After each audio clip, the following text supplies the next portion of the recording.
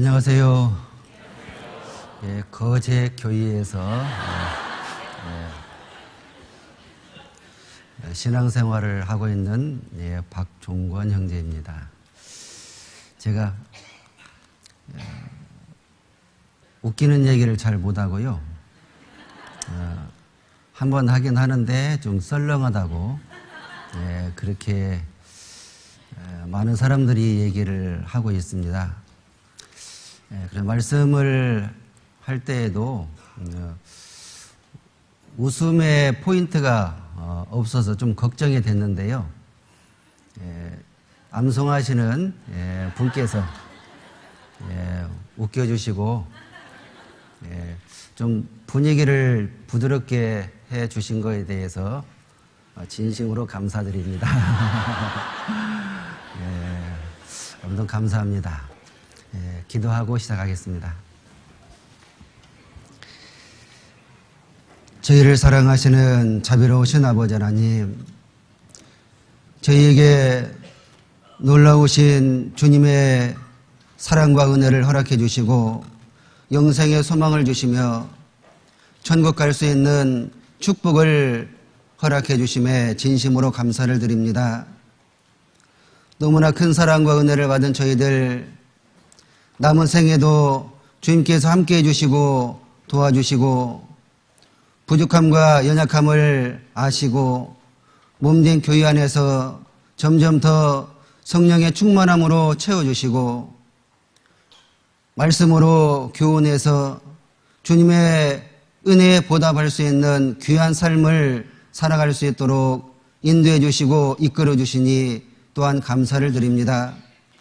이렇게 너무나 큰 사랑과 은혜를 계속해서 받고 있는 저희들, 주님 오실 때까지 또는 이 생명 다하는 그날까지 주님의 은혜에 감사하며 보답할 수 있는 귀한 삶을 살게 하시고 그 가운데 저희들의 소원도 이룰 수 있도록 도와주시고 우리의 가족과 친척들, 이웃들이 점점 더 구원받는 놀라운 역사가 나타날 수 있도록 도와주옵소서. 또한 주님의 은혜 가운데 있는 곳에서 주님을 섬기며 복음을 전할 수 있도록 도와주시고 이 지역뿐만 아니라 전국 각 지역 전 세계에 복음을 전할 수 있는 저희들 되게 인도해 주옵소서. 선교로, 물질로, 기도로 동참할 수 있도록 인도해 주시고 한 영혼 한 영혼을 위해서 간절히 기도하며 협력할 수 있는 저희들 되게 도와주옵소서.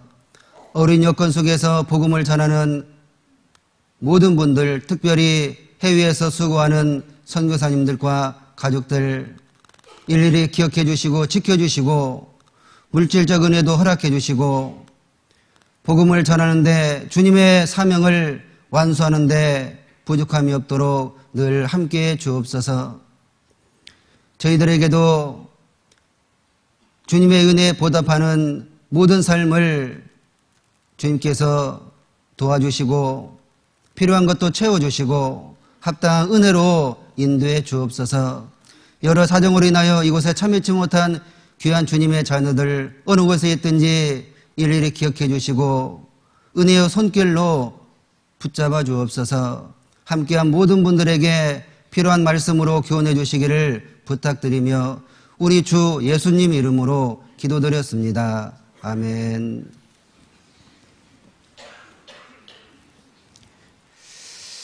다 같이 욥기서 33장을 보시겠습니다.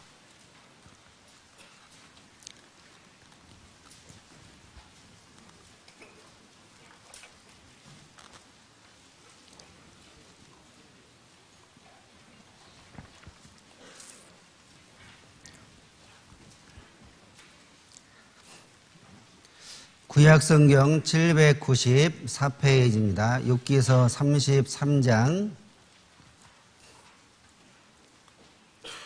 14절로 18절 보시겠습니다.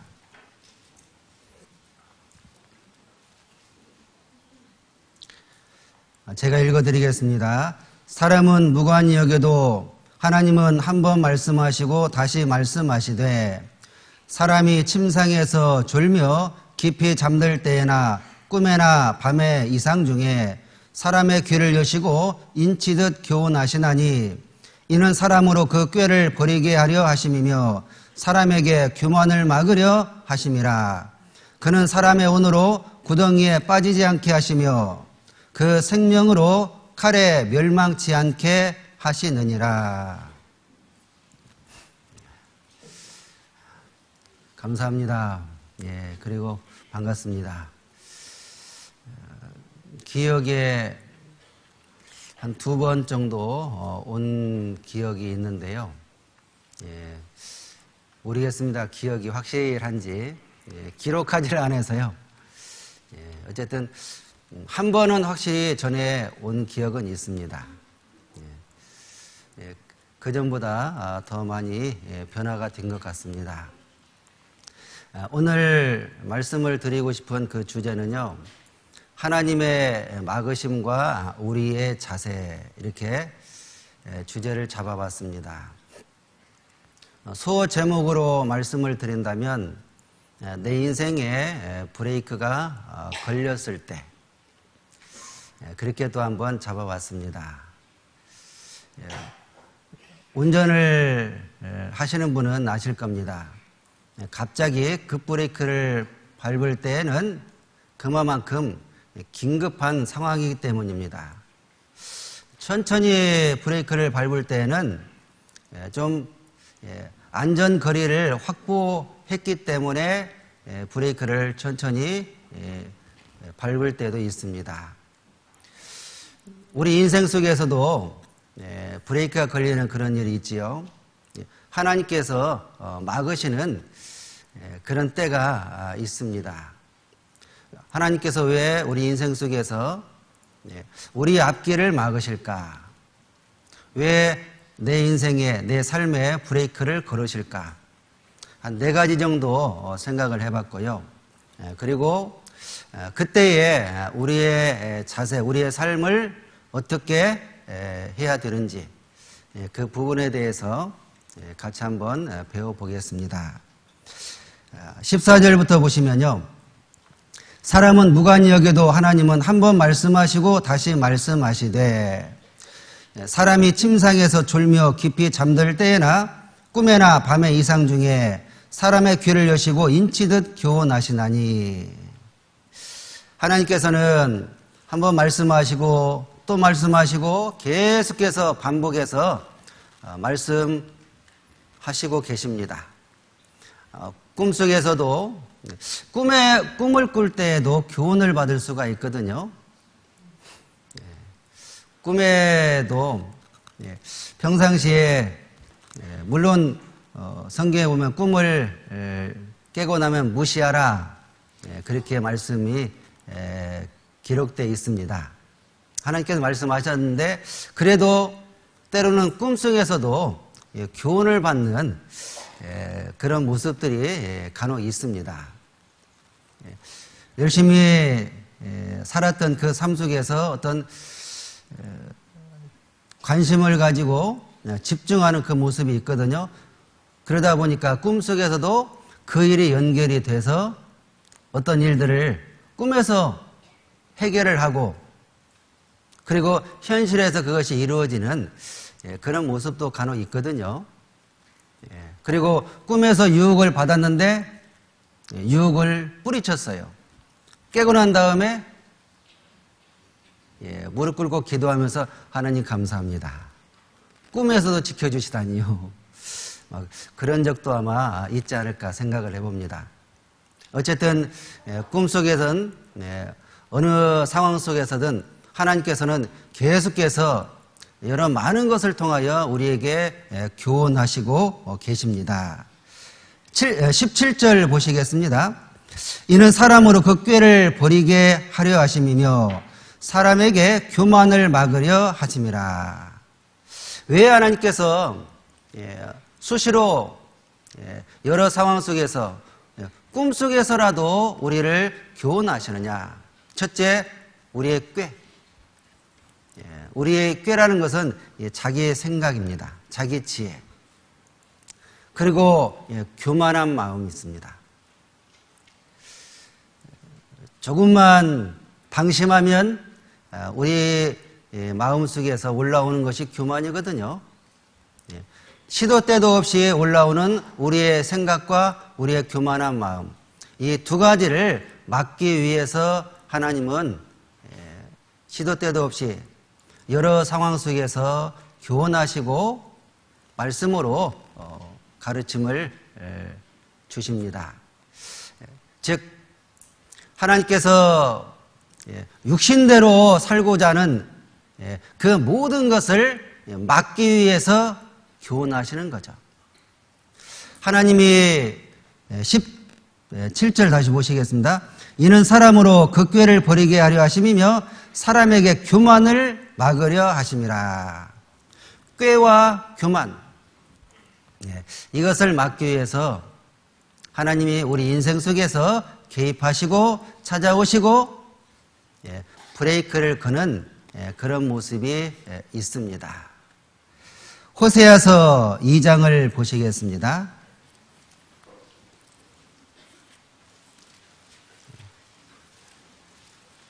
다니엘,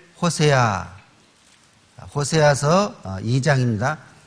구약성경 1257페이지입니다.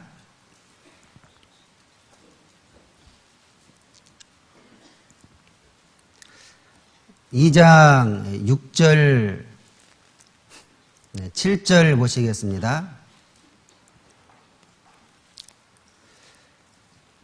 그러므로 내가 가시로 그 길을 막으며 담을 쌓아 저로 그 길을 찾지 못하게 하리니 저가 그 연애하는 자를 따라갈지라도 미치지 못하며 저희를 찾을지라도 만나지 못할 것이라. 그제야 저가 이르기를 내가 본 남편에게로 돌아가리니 그때에 내 형편이 지금보다 나았음이라 하리라. 이 말씀해 보시면 가시로 그 길을 막으며 담을 쌓아 저로 그 길을 찾지 못하게 하리니, 가시로 막는다. 이 막는다는 것은 울타리를 친다는 그런 의미입니다. 그리고 담을 쌓아 저로 그 길을 찾지 못하게 한다. 우리의 꾀, 우리의 교만한 마음, 우리의 생각으로는 하나님을 찾을 수도 없고 하나님의 뜻을 발견할 수도 없고 하나님의 계획과 섭리에 들어갈 수도 없습니다. 그런데 사람들은 자기 생각으로 자기의 지혜로 하나님을 찾으려고 하고 하나님의 뜻을 이루어 보려고 합니다. 그리고 찾고 찾다가 못 찾으면 이제 막 살거나 자기의 꿈을 이루려고 계획을 수정합니다. 간절하게 하나님을 찾고 찾으면 하나님을 만난다 이렇게 말씀을 하셨음에도 불구하고 간절한 그 마음으로 찾는 것이 아니라 대충 찾는 거예요. 그렇기 때문에 하나님을 만나지 못하는 거거든요. 그래서 그 사람들에게 자기의 생각과 자기의 계획, 자기 꿈을 이뤄보려고 하는 그 사람들의 인생의 길을 하나님께서는 하나씩 하나씩 막으십니다. 고통과 눈물과 아픔을 주십니다. 그 고통과 눈물과 아픔 속에서 괴로워하고 힘들어하고 좌절과 실패를 맛본 이후에 인생의 쓴맛을 본 이후에 주님께로 돌아오는 그런 모습들이 있거든요. 7절에도 저가 그 연애하는 자를 따라갈지라도, 연애하는 자 마귀지만, 그리고 마귀를 연애하는 자라고 볼 수도 있고, 그리고 이 세상에서 자신이 좋아하는 것, 그것 또한 연애하는 것이라고 할 수가 있습니다. 연애라는 것은 좋아하는 것, 사랑하는 것이잖아요. 세상에 이끌리는 것, 세상에 끌리는 것이 얼마나 많이 있습니까? 취미생활, 오락, 유흥, 쾌락, 정말로 문명이 발달이 됐기 때문에 조금만 방심하면, 조금만 즐기려고 하면, 하나님을 떠나고 싶은 그 마음만 있으면 얼마든지 언제든지 육신의 쾌락을 위해서 살 수 있는 모든 조건들이 갖추어지고 있다는 사실을 깨닫게 됩니다. 그런 것들이 연애하는 것들이거든요. 그것으로부터 연애한 자를 따라갈지라도 미치지 못하며 저희를 찾을지라도 만나지 못할 것이라. 그제야 저가 이르기를 내가 본 남편에게로 돌아가리니. 본 남편, 이사야 54장에도 남편은 곧 하나님이시라 이렇게 말씀을 하시고 있지 않습니까? 우리의 진정한 남편, 영적인 남편은 하나님이십니다. 하나님께로 돌아오게 되는 거죠. 시편 107장을 보시겠습니다.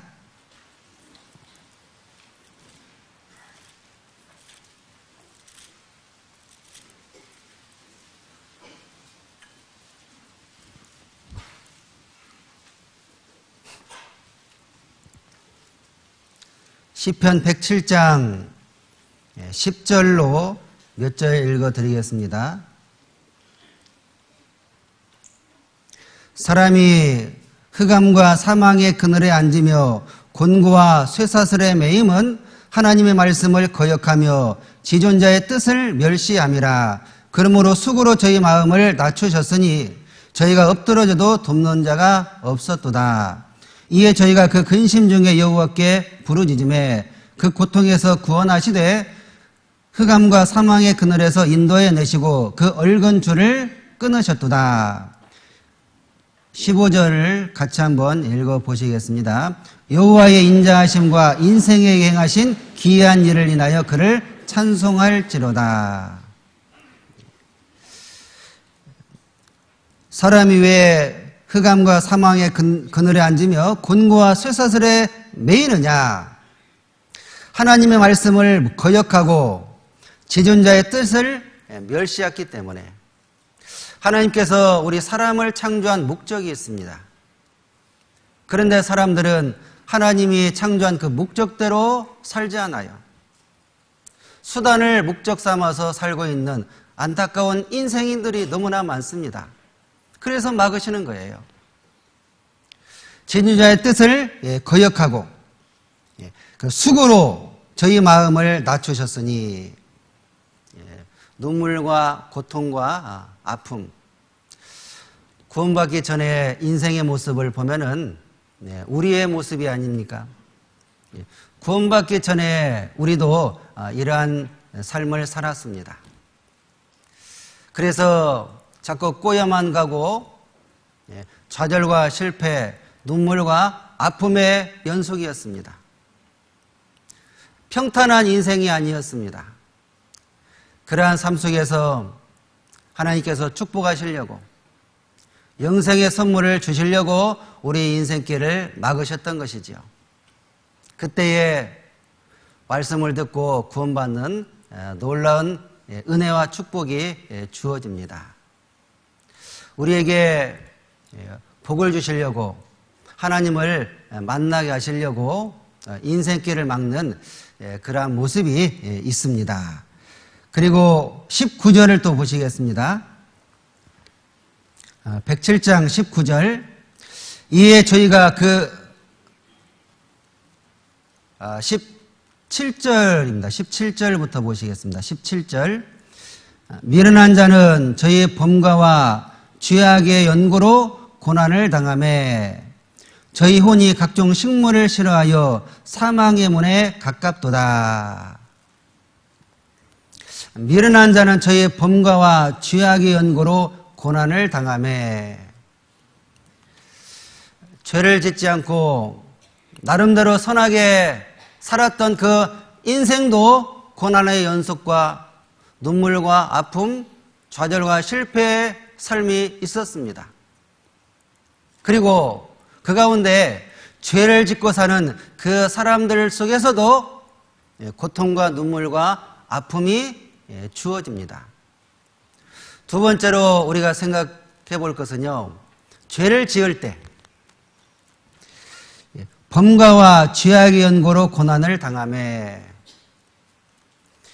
구원받기 전에도 그렇지만 구원받고 난 이후에도 우리가 죄를 짓고 살면 반드시 장애물이 놓이게 되어 있습니다. 욥기서 33장에도 같이 한번 보시겠습니다. 욥기서 33장입니다.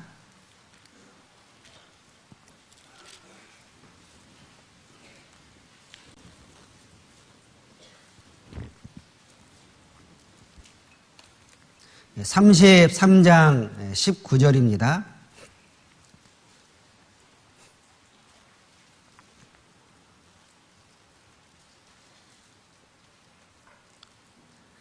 혹시는 사람이 병상의 고통과 뼈가 들 수심의 징계를 받나니 그의 마음은 식물을 싫어하고 그의 혼은 별미를 싫어하며 그의 살은 파리하여 보이지 아니하고 보이지 않던 뼈가 드러나서 그의 혼이 구덩이에 그의 생명이 멸하는 자에게 가까워지느니라. 혹시는 사람이 병상의 고통과 뼈가 들 수심의 징계를 받나니, 죄를 짓고 잘못 삶으로 인하여 우리 인생길이 막히는 그런 모습이 있습니다. 무엇인가 잘 안 될 때에는 하나님 앞에 죄가 있지는 않은지 그것을 살펴봐야 됩니다. 고린도서 4장 2절에 보시면요, 숨은 허물에서 벗어나게 하소서. 숨은 허물이라는 말씀이 나와 있습니다. 시편 19편에도 숨은 허물이라고 나와 있어요. 나 혼자만 아는 그런 죄들.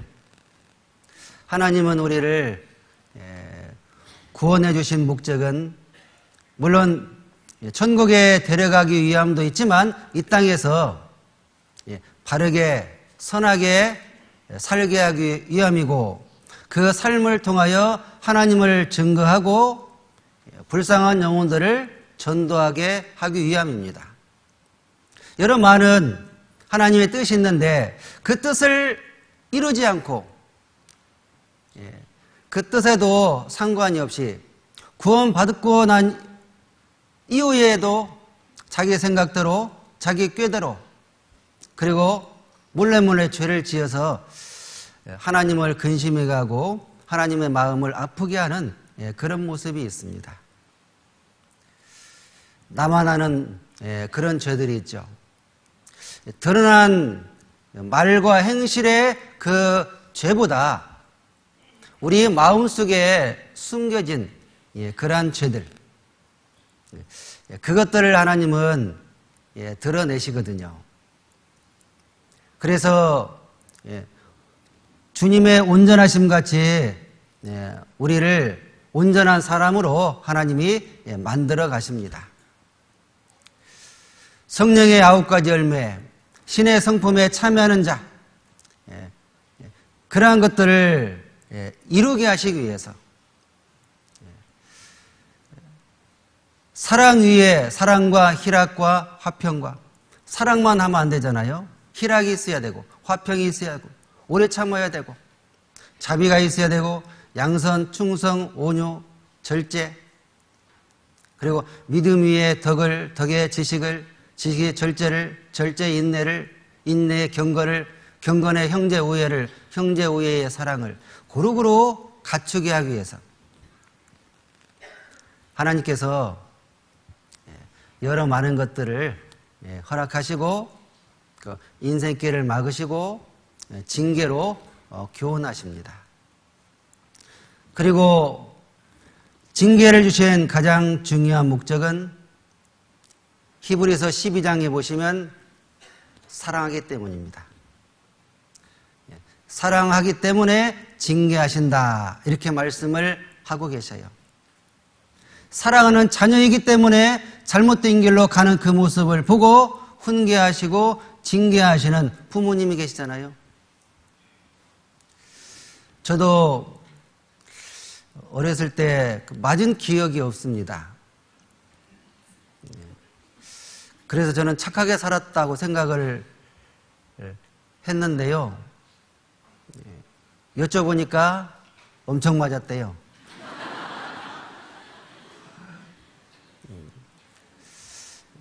맞았기 때문에 여러 가지 많은 것을 고칠 수가 있었다고 합니다. 그 중에 하나가 제가 왼손잡이거든요. 왼손잡이인데 글씨 쓸 때나 밥 먹을 때는 오른손을 쓰거든요. 그걸로 봐서 부모에게 맞지 않고서 어떻게 여기 고쳐졌을까? 그래서 어제도 잠깐 교제하면서 말씀을 드렸지만요. 제 아들도 어느 날 갑자기 왼손으로 밥을 먹는 거예요.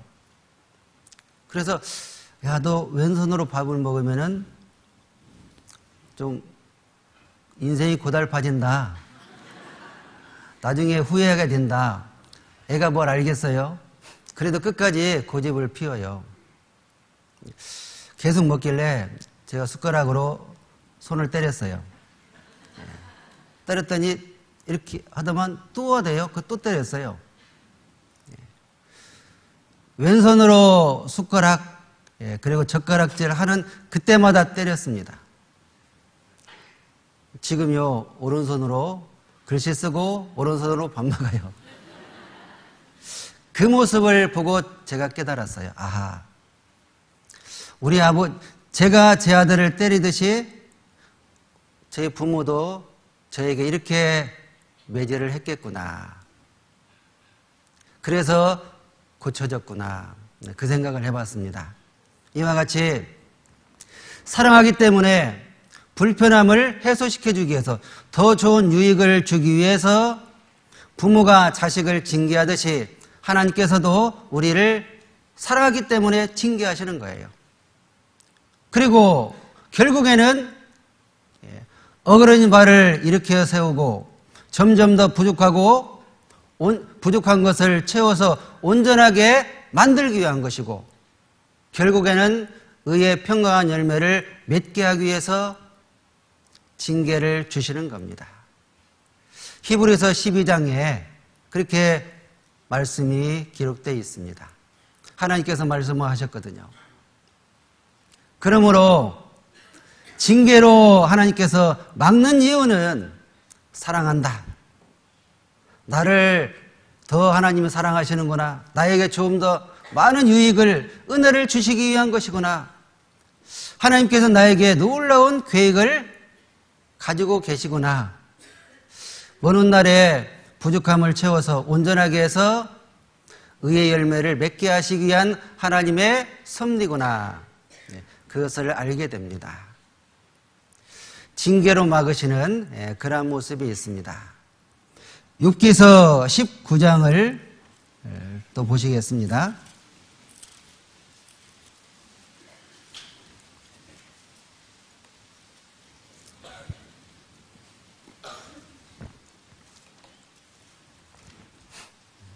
욥기서 19장 779페이지입니다.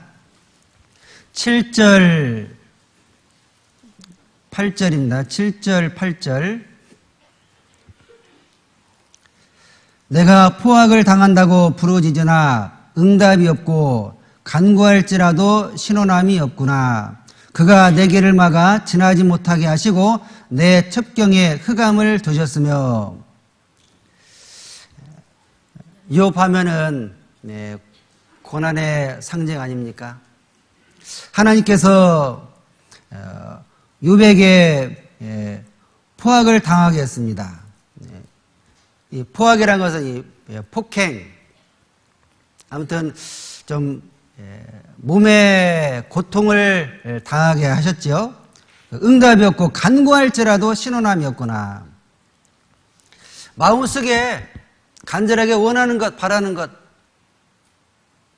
원소 갚아주라는 것, 어떤 소원, 그런 응답이 없었습니다. 그가 내 길을 막아 지나지 못하게 하시고, 욥의 그 길을 하나님께서 막으셨지요. 첩경에 흑암을 두셨으며, 이 첩경은 지름길, 닦아놓은 길, 또는 그냥 길, 그렇게 의미하기도 하고요. 주로 이게 자신이 걸어가는 그 익숙한 길, 그런 의미도 있습니다. 우리 인생 속에서 삶을 살기 위한 그 방편으로 여러 가지 많은 것에 노력을 기울입니다. 그 노력의 대가로 얻은 것이 기술이거든요. 전문적 지식, 그리고 자격증, 스펙, 그런 거 아닙니까?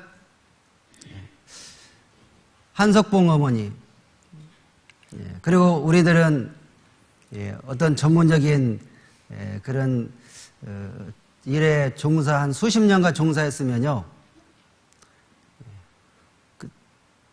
그쪽 다방면에도 아주 소질이 있는, 가령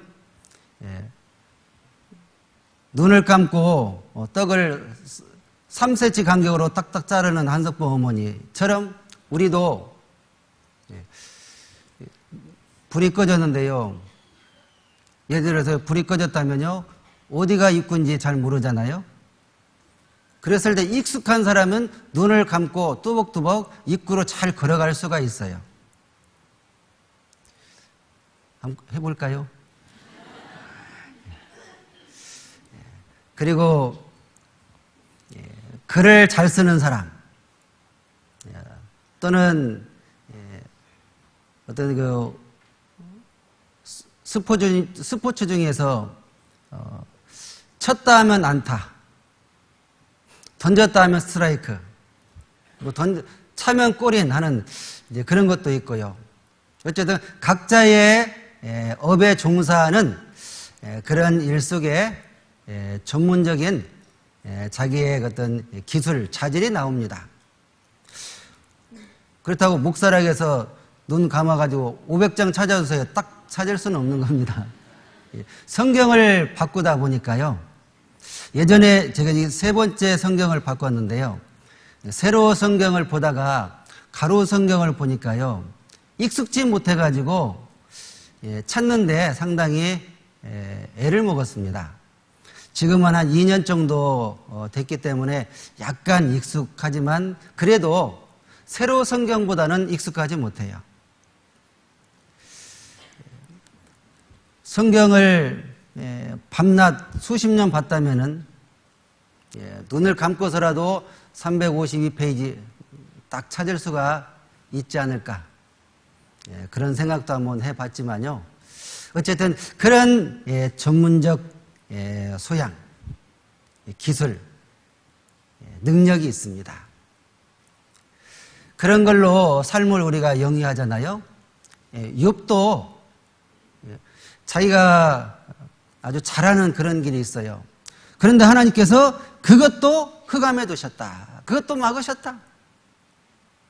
의사도요, 눈을 감고 메스, 콩팥 어디 있는가, 맹장, 그 정도로 눈을 감고서라도 할 수 있는 그런 능력이 있지만, 그렇다고 해서 완벽하게 완전하게 모든 일을 평생 할 수는 없거든요.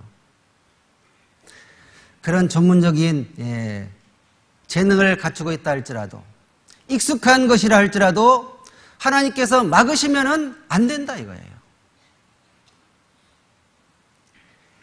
의사도 그래서 환자를 돌볼 때 주님께 의지하고 기도하고 해야 되고, 어떠한 일도 모든 것에 하나님의 도움 없이는 될 수가 없다는 겁니다. 새로운 길도, 익숙한 길도 하나님이 막으시면 막히고 고통과 눈물과 아픔을 겪을 수가 있습니다. 욥의 모습이 그와 같았습니다. 왜 하나님께서 죄를 짓지 않고 합당하게 살고 있는 이 욥을, 그 욥의 인생길을 막으셨을까요? 23장에 답이 있지요. 23장 10절입니다.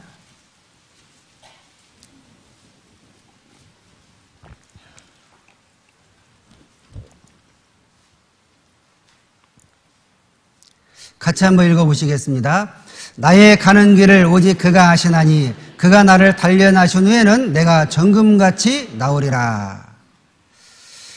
단련하신 후에는, 연단하시기 위해서, 우리 삶 속에 불순물이 정말 많이 있잖아요. 완전하게 완벽하게 사는 사람은 없습니다. 오늘 온전하게 살았다 할지라도 내일 또 온전하게 살 수 있는 법은 없어요. 하나님이 돕지 않으시면, 하나님이 함께하지 않으시면 우리는 언제든지 익숙한 길을 할지라도 넘어지게 되고, 그리고 공론탑이 무너지게 돼 있습니다. 잘못된 길로 갈 수밖에 없거든요. 익숙하기 때문에 습관적으로 그것을 행한다 할지라도 갑자기 고꾸라질 수가 있고, 그걸로 인하여 큰 낭패를 볼 수가 있고 손해를 볼 수가 있습니다.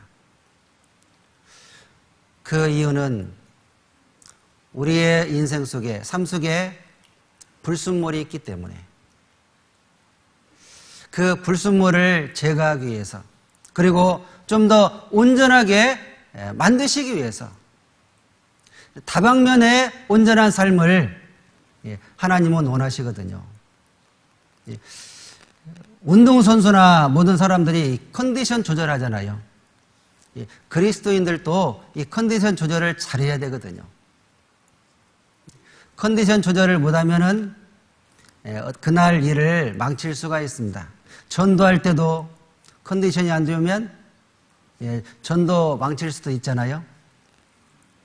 이와 같이 어느 때나 어느 곳에서나 하나님의 일을, 그리고 하나님의 뜻을 이루기 위해서는 좀 더 온전해야 되고, 좀 더 성숙해야 되고, 좀 더 거룩해야 됩니다.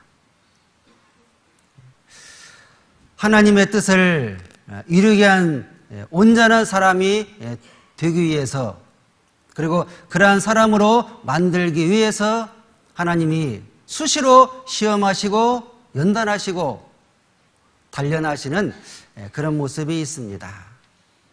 사도행전 13장을 보시겠습니다.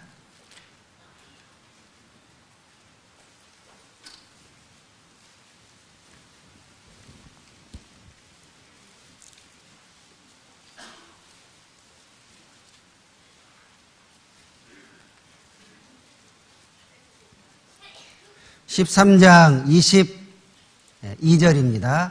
사도행전 209페이지입니다. 13장 22절.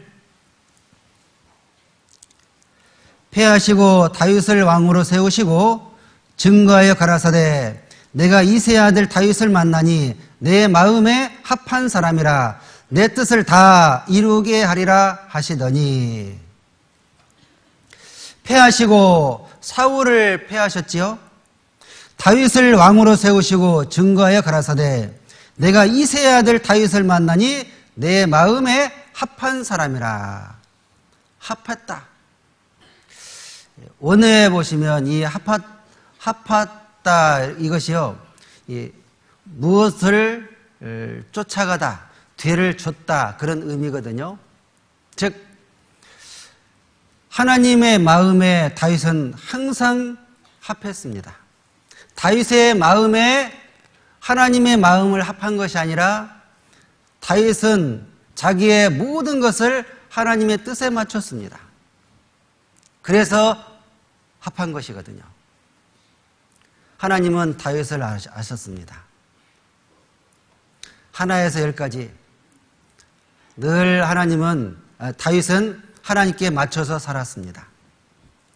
하나님을 기준으로 하나님을 표대로 삼아서 항상 묻고 행했지요. 어떤 일도 한 마음과 한 뜻으로 이루기 위해서는 마음과 한 마음으로 한 뜻으로, 그것이 참 쉽지가 않잖아요. 누구에게 맞춰야 되느냐. 물론 하나님께 맞추면은 이루어지는데, 그러면 하나님의 뜻을 누가 이루느냐. 어쨌든 그 모든 것을 이제 말씀을 드리면 좀 시간이 걸리겠지만요. 다윗은 하나님 마음에 합했다. 쉽게 말하면 말씀에 맞췄다. 교의에 맞췄다. 그런 의미거든요. 소그룹으로 말하면은 구역 식구들은 구역장에 맞추고, 회별은 회장에게 맞추고, 교회는 교회 임원, 교회 위원들이 있잖아요. 맞추고, 각 지교는 총회에 맞추고, 그것이 바로 하나님께서 역사하는 것이고 하나님의 뜻에 맞추는 것이지요. 다윗은 늘 하나님 말씀에 맞추면서 살았고, 자기의 생각과 뜻이 있지만 그것을 접고 하나님께 물었습니다. 하나님께서는 그것을 아시고 다윗을 통해서 하나님의 그 뜻을 다 이루셨습니다. 다윗이 하루아침에 하나님의 뜻을 맞추면서 살았던 것은 아니잖아요. 많은 훈련과 연단, 고통과 눈물과 아픔이 있었고, 아버지 양을 치면서 많은 고생을 했습니다. 그리고 왕이 되기 전에 사울로부터 10여 년간 쫓김을 당했습니다. 많은 어려움을 당했잖아요. 그 과정 속에서 온전히 하나님 마음에 맞추는 그런 삶이 나타나게 되었던 것이죠. 하나님께서도 우리를 연단하고 좀 더 온전하게 깨끗하게 하기 위해서 잘 살고 있음에도 불구하고, 특별히 잘못하지 않고 있음에도 불구하고 인생길에 막히는, 내 기도가 잘 이루어지지 않고 어떤 일이 뜻대로 되지 않고 때때로 좌절과 실패의 경험을 하나님께서 하게 할 수도 있거든요. 그럴 경우에는 참 마음이 답답하고 괴롭고 슬프잖아요. 그래도 꿋꿋하게 하나님께서 어떤 뜻을 이루기 위한 하나님의 계획이구나 이렇게 생각하고 묵묵히 주님만 의지하면서 나아간다면 반드시 전화위복을 시켜줍니다. 그것이 하나님의 뜻이고 하나님의 계획이시거든요. 그 삶 속에서 막힌 일들이 있고요. 마지막으로 사무엘상 25장을 보시겠습니다. 네 번째 막히는 일이 있는데요. 사무엘상 25장입니다.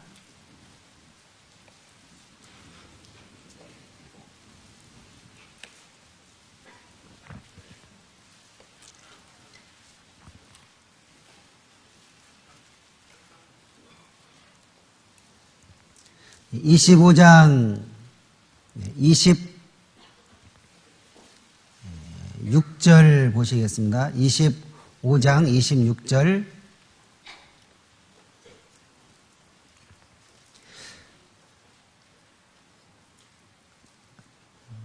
사무엘상 452페이지입니다. 내 주여 여호와께서 사시고 내 주도 살아 계시거니와 내 주의 손으로 피를 흘려 친히 보수한 일을 여호와께서 막으셨으니 내 주의 원수들과 내 주를 헤아려 하는 자들은 나발과 같이 되기를 원하나이다. 33절 4절 또 보시겠습니다. 또 내 지혜를 칭찬할지며 또 내게 복이 있을지로다. 오늘날 내가 피를 흘릴 것과 친히 보수하시는 것을 내가 막았느니라. 나를 막아 너를 해하지 않게 하신 이스라엘의 하나님 여호와의 사심으로 맹세하노니 내가 급히 와서 나를 영접지 아니하였다면 밝은 아침에는 과연 나발에게 한 남자도 남겨두지 아니하였으리라. 다윗이 사울을 피할 때 이 나발의 그 가축들을 좀 돌봐줬습니다. 이 내용 다 아시죠? 그래서 이스라엘에는 이 터를 깎을 때 이웃과 좀 나누는 풍습이 있거든요. 그런 예대로 좀 우리가 너희들을 좀 지켜줬으니까 좀 도움을 줘라 해서 이제 다윗이 자기가 함께한 몇을 보냈습니다. 그런데 나발이 이런 제안에 거절했습니다. 그 소식을 들은 다윗이 화가 나서 나발과 온 그 나발에게 속한 사람들을 다 죽이려고 600명을 지금 데리고 가는 그런 13절에 보시면 400명가량은 데려가고 200명은 남겨놓고 그 600명 중에서 그런 과정에서 그 나발의 아내 아비가일이 급히 종의 말을 듣고 떡과 여러 가지 음식을 가지고 다윗 앞에 미리 와서 엎드려서 나발은 악한 사람이니까 개념치 마시고 제발 노를 거두세요. 이렇게 사정을 했습니다. 읍조했어요. 그때 이 다윗이 정신을 차린 거죠. 아, 내가 너무 흥분해서 죄를 지을 뻔했구나. 그래서 하나님께서 너를 통해서 나를 막으셨다. 참 하나님께 감사한 그런 내용이 이 말씀이거든요. 경건하게 하나님 뜻대로 바르게 살기를 원하고 그러한 삶을 사는 그 사람들이 때때로 연약함으로 죄를 짓거나 급히 다혈질적인 모습, 흥분해서 죄를 지을 수도 있거든요. 그럴 때 하나님께서 막아주십니다. 바르게 살고 있는 그 삶 속에서도 때로 육신이 있기 때문에 죄성이 있잖아요. 죽기 전까지는 우리의 죄의 기질이 없어지지 않거든요. 그래서 하나님이 좀 더 경건한 삶을, 좀 더 온전한 삶을 살 수 있도록, 그리고 그 인생 속에 실수하지 않도록, 흠이 없도록 하기 위해서 막아주시는 그런 놀라우신 은혜가 있습니다. 하나님께서 다윗도 그런 과정 속에서 막아주셨어요. 그런데 왕이 된 이후에 간음죄와 살인죄는 못 막았죠. 왜 그런 죄를 지었느냐? 하나님이 막으셨어요. 막으셨는데 다윗이 게을름을 피워서 계속해서 그 음행에 대한 것을 사모했던 겁니다. 죄를 짓고자 하는 그 마음이 있었던 거죠. 야고보서 1장 15절에 보시면 육심이 잉태한 즉 죄를 낳고 죄가 장성한 즉 사망을 낳느니라. 경건하게 살면서도 세상에 무엇인가에 끌리는 것이 있어요. 그 끌리는 끈을 놓지 않으면 거기에 대한 욕심을 버리지 않으면 그 욕심 때문에 육신의 정욕, 안목의 정욕, 이생의 자랑, 그것 때문에 언젠가는 하나님의 말씀을 자신이 스스로 놓을 때가 있습니다. 하나님은 계속해서 말씀으로 여러 가지 교훈으로 막고 계시는데 끝까지 자기가 욕심에 이끌려서 미혹되는 길로 나가는 모습이 있어요. 그렇기 때문에 죄를 짓는 것이거든요. 하나님이 막지 않으신 것이 아니에요. 이때는 막으셨고 밧세바하고 우리야 죽일 때는 안 막으셨습니까? 막으셨거든요. 그때도 막으셨는데 다윗이 하나님의 막으심을 뿌리친 것이죠. 우리도 어디 가려고 할 때 막 가지 말라고 붙잡지요. 전화로 붙잡고 말씀 아침에 읽으면요. 기도하면 어때요? 마음을 붙잡잖아요. 그리고 말씀이 우리를 붙잡고 구역장이 붙잡고 회장이 붙잡고 조장님이 붙잡고 형제 자매님 붙잡고 가까운 이웃 가까운 성도가 붙잡고 나를 전도한 사람이 붙잡아요. 또 목회자가 또 붙잡고 많은 사람들이 붙잡고 있는데도 불구하고 그걸 다 뿌리치어요. 뿌리치기 때문에 결국에는 자기 욕심에 미끌려서 죄를 지러 나가는 겁니다. 그럴 때는요 어쩔 수 없거든요. 어쨌든 하나님께서 경건하게 살기를 원하고 그 말씀에 붙잡힌 바 된 그 사람들 그런 사람들을 죄 짓지 않도록 막아주시고 보호하십니다. 요한복음 17장을 보시겠습니다.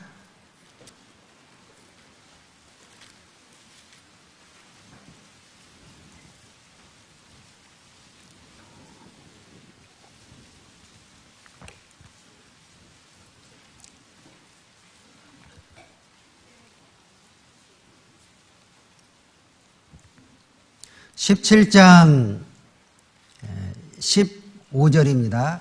요한복음 17장 15절. 내가 비옵는 것은 저희를 세상에서 데려가시기를 위함이 아니요 오직 악에 빠지지 않게 보존하시기를 위함이니이다. 악에 빠지지 않게 보존하시기를 위함이니이다.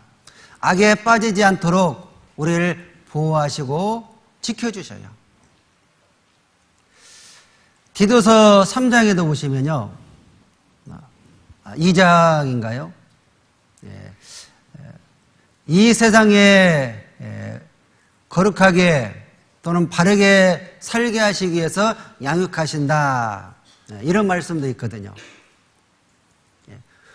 구원하시고 구원받은 그 사람들을 바로 데려가기 위해서 구원하시는 것이 아니라 구원받은 사람들에게 하나님의 뜻을 반드시 이룰 수 있도록 사명감을 주셨어요. 그 거룩한 사명을 이루기 위해서는 우리가 이 악한 세상에서 하나님의 도움 가운데 잘 살아야 되거든요. 그리고 악에게 빠져서는 안 되죠. 점과 흠이 없도록 하기 위해서 하나님께서는 계속해서 많은 것으로 다양한 방법으로 교훈하시고 훈계하시고 우리를 지켜주시고 보호하십니다. 그런 과정 속에서 막는 그 모습이 있어요. 주일날 교회 와서 살면은 교제하면 죄를 짓지 않잖아요. 수요일도 그렇고 각종 모임에도. 그런데요, 주일날 어쨌든 교회에 무슨 사정에 있어서든 교회에 안 와보세요. 자기도 모르게 방심해서 육신으로 돌아가거든요. 한가하고 심심하면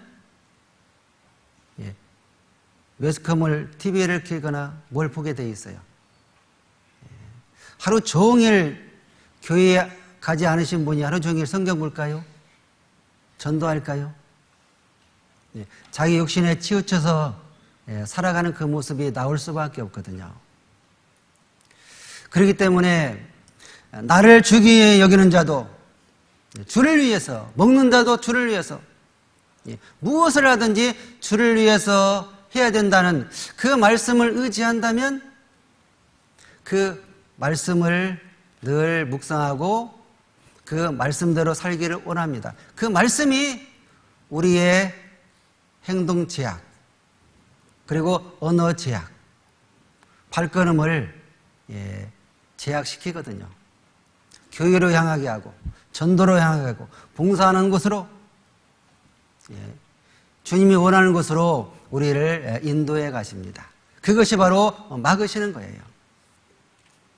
옆길로 새는 것은 주님의 뜻이 아니잖아요. 내가 너의 갈 길을 가르쳐 보이고 주목하여 훈계하리로다. 시편 32편 말씀처럼 우리에게 갈 길을 가르쳐 보여주시고 그 길로 갈 수 있도록 지켜보시고 훈계도 하시고 인도하시거든요.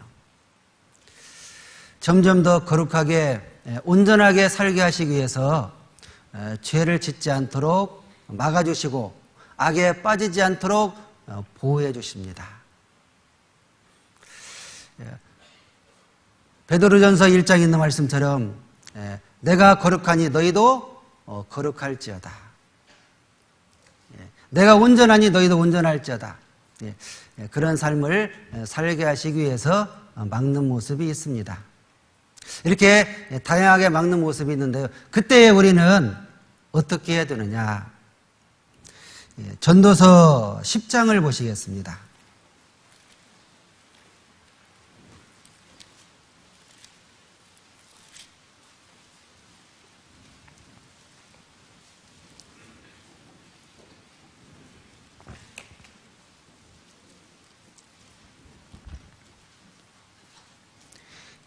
전도서 10장 957페이지입니다. 10장 4절입니다.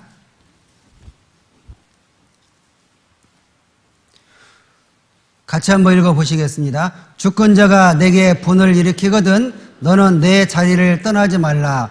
공손히 큰 허물을 경하게 하느니라. 주권자가 내게 분을 일으키거든 너는 내 자리를 떠나지 말라. 주권자, 하나님이 주권자이시기도 하고 그리고 이 세상에 주권자, 주관자들이 있습니다. 나라의 주관자, 대통령, 시 주관자, 그리고 회사의 주관자가 있죠. 주권자가 있어요. 가정의 주권자가 있어요. 가정의 실세. 실제적으로 가정의 그 주권자, 실세는 남편이고 아버지인데 진짜 실세는 아내고 어머니다. 또 이런 말도 있는데요. 어쨌든 그러나 성경적인 주관자, 주권자가 있죠. 그런 분들이 때때로 분을 일으킬 수가 있습니다. 하나님도 분노하시거든요. 그건 거룩한 분노시거든요. 사람들도 분노하시는데 때때로 합당한 분노도 있지만 합당치 않는 분노도 있어요. 그럴 때라도 합당하든 합당치 않든 어떤 분노가 있고 부당하고 좀 이치에 맞지 않다. 그럴지라도 그 자리를 박차고 나가지 말라 이거예요. 떠나지 말라 이거예요. 공손히 큰 허물을 경하게 하느니라. 떠나지 않는 것이 공손이거든요. 공손이라는 것은 공손하고 온순하다 그런 뜻입니다. 조용한 말없이 묵묵히 있는 그 상태. 그 상태에 있으면 큰 허물을 경하게 한다. 어떤 허물이 있다 할지라도 그 허물을 경감시켜주는 그런 효과를 발휘한다 그 뜻입니다. 그런데 사장님 부당합니다. 아버지 이건 조금 형편에 안 맞는데요. 여보 그럴 수가 있어요? 그래가지고 아내가 집을 나가고 사원이 사표를 쓰고 그러면 되느냐 이거예요. 그럴지라도 부당하고 애매한 고난을 받는다 할지라도 묵묵히 참고 견디면 어떠한 허물이 있습니다. 그것이 경감이 돼요. 설령 허물이 없다 할지라도 그 주권자가 내가 실수했구나. 그런데 내 실수를 기다려주고 참아주고 덮어주는구나. 그래서 주권자가 고맙게 생각하거든요. 그러므로 인하여 공손히 조용히 그 자리를 지킨 사람에게 은혜가 갑니다. 하나님께서 그러한 태도, 그러한 모습을 또 보시거든요. 그런데 사람들은 좀 마음에 안 드니까 왜 징계를 줍니까? 왜 애매히 고난을 줍니까? 왜 부당한 대우를 합니까? 그러면서 박차고 나가면 받을 복도 못 받게 됩니다. 사도행전 13장 13절에 보시면요, 마가라는 요한은요 선교를 사도 바울과 함께 갔습니다. 함께 갔다가 어떤 이유에 의해서인지 떠났거든요. 돌아왔습니다. 괴로웠던, 의견이 안 맞았던, 아무튼 수중자로 두었다 그랬는데요, 그 일이 좀 고달퍼서 그런지 돌아왔어요.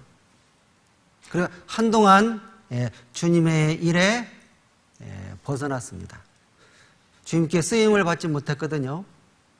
나중에 이제 돌이켜서 쓰임을 받았지만요, 아브라함이 가나안 땅을 기근이 주어졌다고 해서 떠나면 안 되는데 애국으로 떠나서 결국 목숨의 그 위태함 때문에 자기 아내를 내어주는 안타까운 일이 있었지요. 기근이 왔다 할지라도 떠나면 안 됐습니다. 롯이 순간 청각에서 롯이죠, 롯. 롯이 아브라함을 떠나면 안 되거든요. 그런데 아브라함을 떠나서 이 롯이 잘못된 겁니다. 다투는 것, 그 어떠한 환경과 주권이 악주권이 주어진다 할지라도 떠나면 안 되는데 떠나게 된 거예요.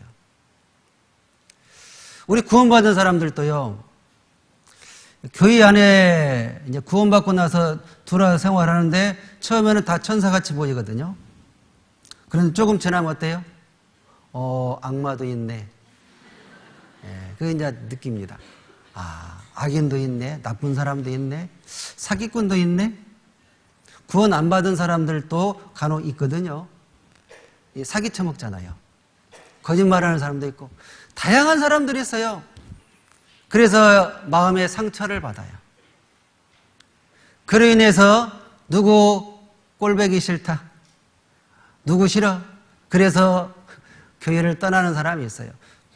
요한복음 15장 3절에 나를 떠나서는 너희가 아무것도 할 수 없습니다, 이렇게 말씀을 하셨음에도 불구하고 자기의 아픈 상처 때문에, 자기의 자존심 때문에, 자기의 고집 때문에, 자기의 생각 때문에 떠나는 경우가 있습니다. 어떠한 경우에라도 우리가 처한 그곳, 내가 있어야 할 곳, 그곳은 떠나면 안 되거든요. 떠나지 않고 공순히 조용히 잠잠히 묵묵히 하나님을 의지하고 주님만 바라보면서 생활을 하면 하나님께서는 반드시 그것을 아시고 보상하시거든요. 그런데 사람들은 못 참아요. 창세기 16장을 보시겠습니다.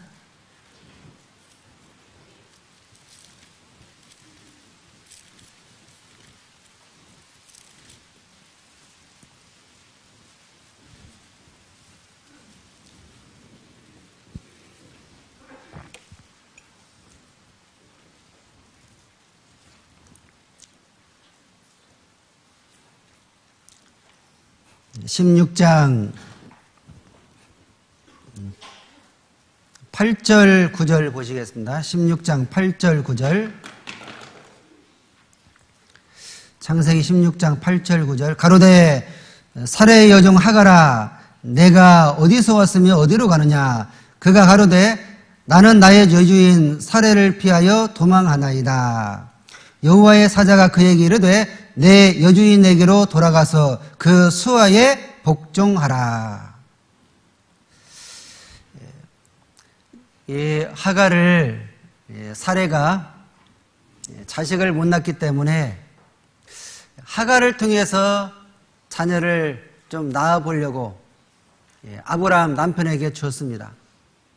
원래 이제 사라의 몸종이잖아요. 그런데 하갈이 잉태했습니다. 잉태한 이후에 자기의 여주인 사례를 학대했습니다. 뭔가 있으면은 든든한 백이 있잖아요. 그래서 막 갑질하는 모습이 있죠. 이 하갈이 을이었는데 아브라함의 씨를 딱 잉태하자마자 갑질을 하기 시작한 거예요. 자기 분수를 넘어선 거죠. 그래도 여전히 을인데 갑질을 하게 된 거예요. 여차여차해서 이제 그대 몸종이니까 아브라함의 허락을 받은 사례가 이 하갈을 좀 학대했어요. 네가 그동안 나를 괴롭혔지. 뭐 내 남편 씨를 받았다고 웃기지 마 하면서 어쨌든 그런 내용 없지만요. 아마 그러지 않았을까. 학대하니까 이 하갈이요 도망갔어요. 그 자리를 떠난 거죠. 그래서 여호와의 사자가 이 도망가는 여종 하갈에게 찾아와서 9절에 여호와의 사자가 그에게 이르되 내 여주인에게로 돌아가서 그 수하에 복종하라. 학대를 받아도 고통을 받아도 어떤 어려움과 괴로움 그 모든 것이 주어질지라도 끝까지 복종하라. 그러면 거기에서 은혜와 축복이 있을 것이다. 그런 뜻이죠. 결국 여호와의 사자의 뜻대로 이 하갈이 돌아갔습니다. 돌아감으로 말미암아 하갈이 낳은 이스마엘이 육신적인 축복은 받았잖아요. 만약에 떠났으면은 이 광야에서 사막에서 죽었을 거예요. 이게 하나님의 은혜거든요.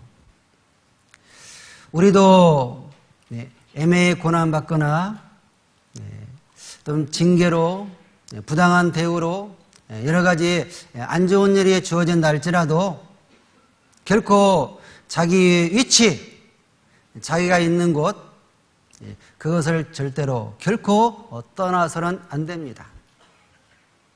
그것을 떠나면 하나님의 은혜와 축복도 떠나버리는 거거든요.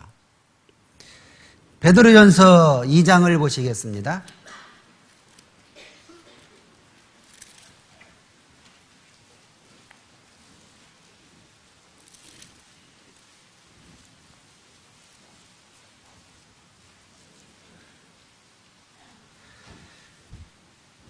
(2장) 18절부터 보시겠습니다. 베드로전서 2장 18절 사원들아 범사에 두려움으로 주인들에게 순복하되 선하고 관용하는 자들에게만 아니라 또한 까다로운 자들에게도 그리하라. 까다로운 자, 까다롭다. 원에 보면 이 변덕쟁이 있죠. 변덕쟁이. 자기 고집대로 하는 사람.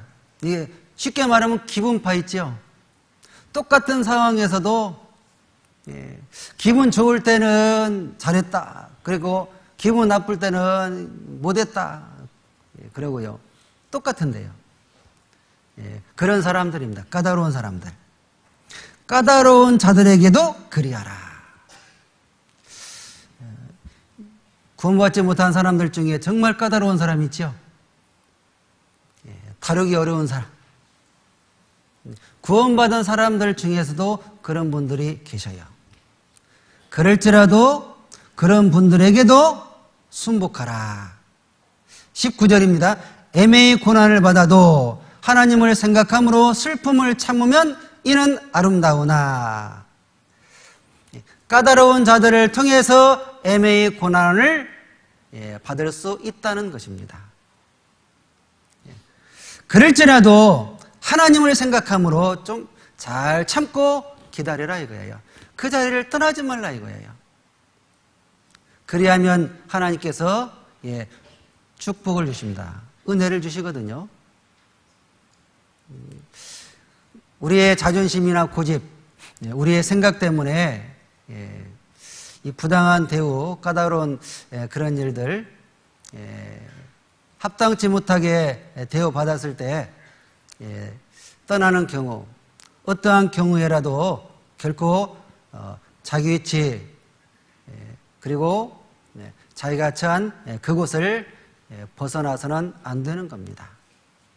하나님께서 이동을 시켜주실 때까지는 그곳에 있어야 되는 거죠.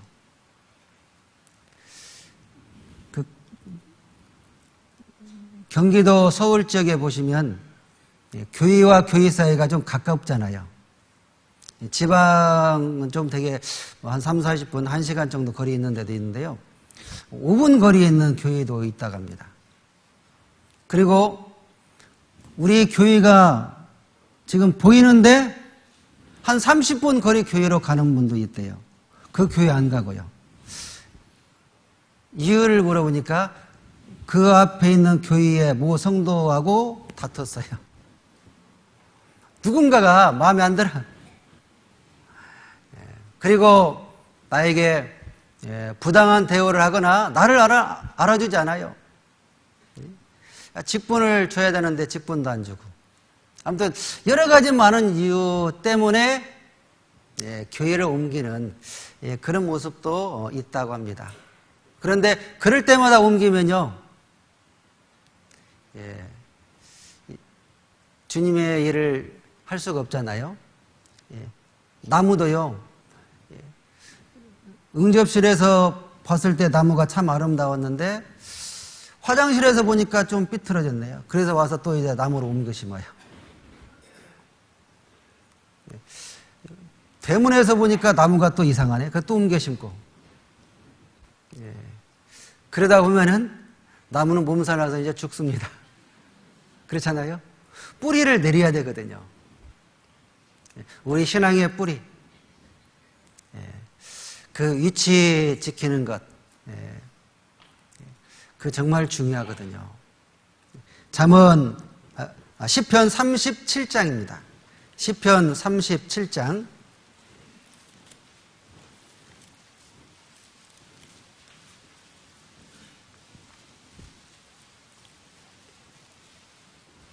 37장 7절 보시겠습니다.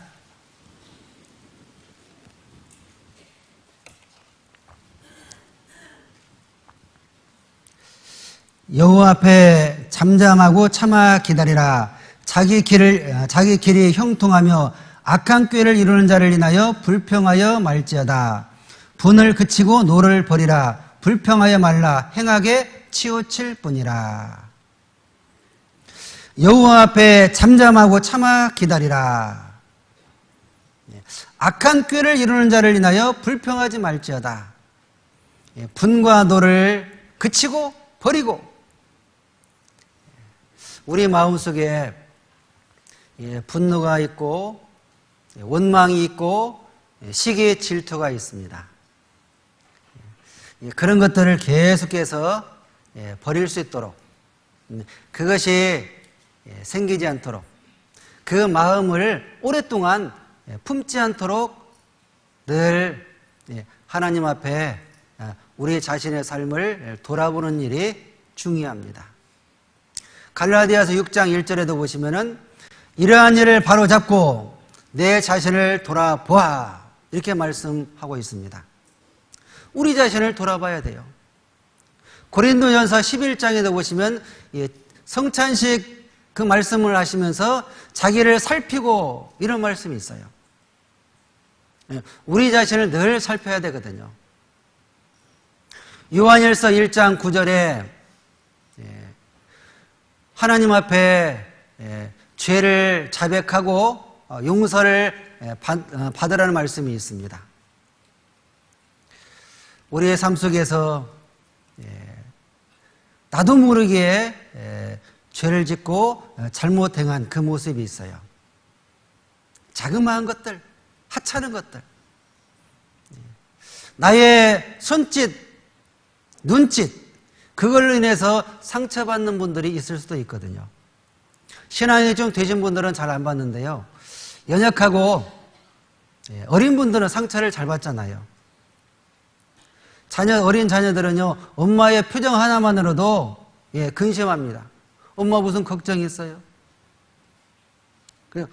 어머니가요, 엄마가 자기도 모르게 뭐 이렇게 쳐다봤는데, 그런데 그것이 그 아이가 자기를 쳐다봤다, 나를 찌려봤다, 이렇게 생각을 하고 오해하는 경우도 있어요. 울어요. 왜 우냐? 엄마가 찌려봤잖아. 나는 뭘 다른 걸 봤는데, 그런 경우도 있거든요. 어쨌든 그 모든 것들, 혹여 나로 인해서 형제 자매에게 걸림돌이 있지는 않을지, 세상 사람들이 나 때문에 말씀을 거부하지는 않는지, 그런 것까지 우리는 잘 살펴야 됩니다. 그래서 매일매일 잠자리에 들기 전에 자백하고 고백하고 뒤돌아보고 회개해서 용서를 받아야 됩니다. 그리고 미가서 6장 8절에 보시면 인자를 사랑하며, 이런 말씀이 있어요. 인자라는 것은 친절이나 또는 자비 또는 사랑을 의미하거든요. 사랑의 핵심은 용서입니다. 혹여 내가 용서하지 않은 사람이 있지는 않은지, 우리는 용서하는 것을 사랑해야 됩니다. 인자를 사랑한다, 이것은 다른 말로 사랑을 사랑한다 또는 용서를 사랑한다, 그런 말씀도 되거든요. 용서하는 것을 사랑해야 된다. 용서하는 것을 즐겨야 되고 용서하는 것을 기뻐해야 된다. 혹여 내가 나에게 상처를 주고 나를 아프게 한 그 사람들을 용서하고 있는지, 그것도 한번 우리가 살펴봐야 됩니다. 마태복음 6장에 보시면, 마태복음 6장을 보시겠습니다.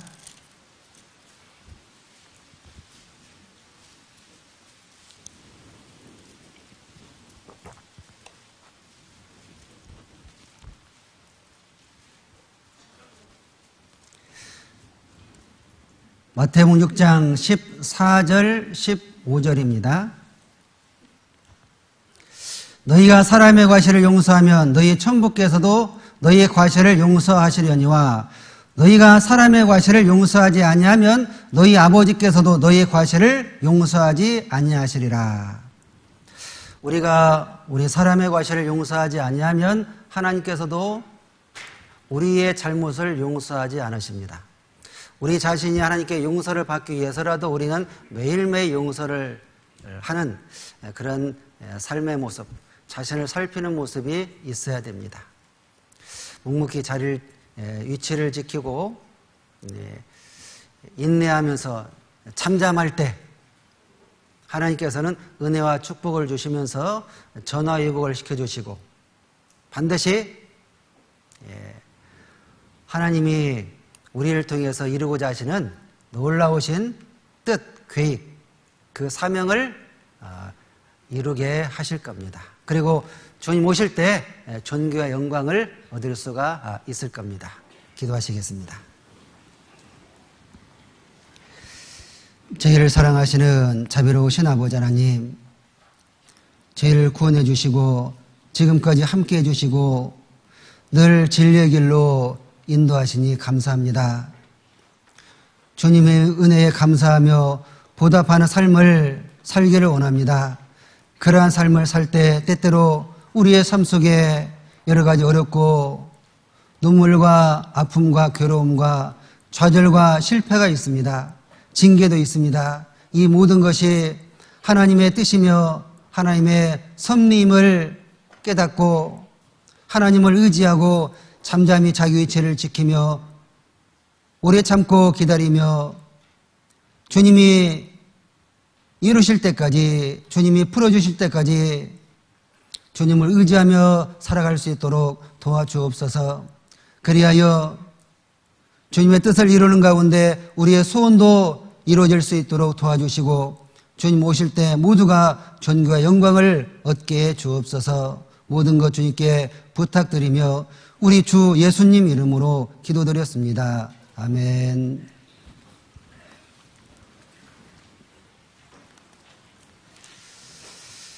383장 같이 부르시겠습니다.